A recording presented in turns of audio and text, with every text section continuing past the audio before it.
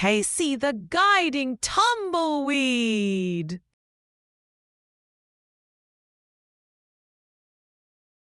In the moon-soft desert, a thoughtful tumbleweed named Casey listened to breezes the way others listen to bedtime songs. Casey remembered every twist of dunes and every cactus that leaned a little left. When critters strayed, Casey rustled gentle whispers. "Psst, this way, little one," and rolled with patient sand-soft steps.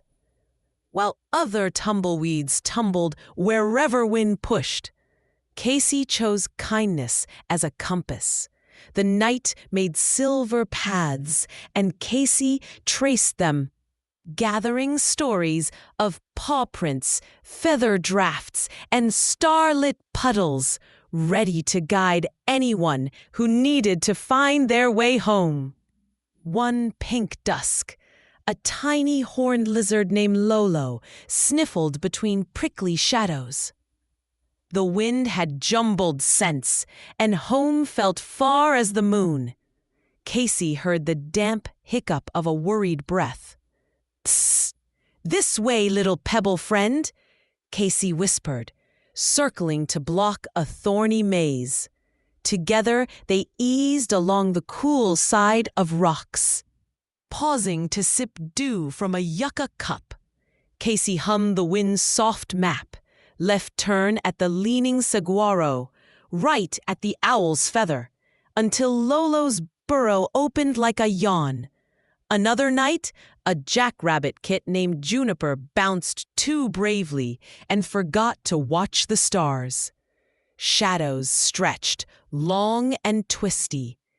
Casey rolled beside, matching her skittering hops with soft, rhythmic rustles. "We'll go slow enough for courage to catch up," Casey said. They traced a trail of moon-bright pebbles, counting 10 heartbeats between each careful bound. When coyotes sang far away, Casey made a sheltering circle, letting the song pass like a cloud. At a mesquite with ribboned bark, Juniper found her warren's warm entrance and tumbled inside. Then came a huffing sandstorm, puffing the desert into crumbs. An owlet named Pip blinked sandy moons. "I can't see the sky," Pip peeped. Casey anchored near a rock, rustling calm. "Listen." "Not look," Casey murmured. They counted the heartbeat of the wind, waited between gusts, and moved from hush to hush. Casey remembered a low arroyo where the storm swept past like a river.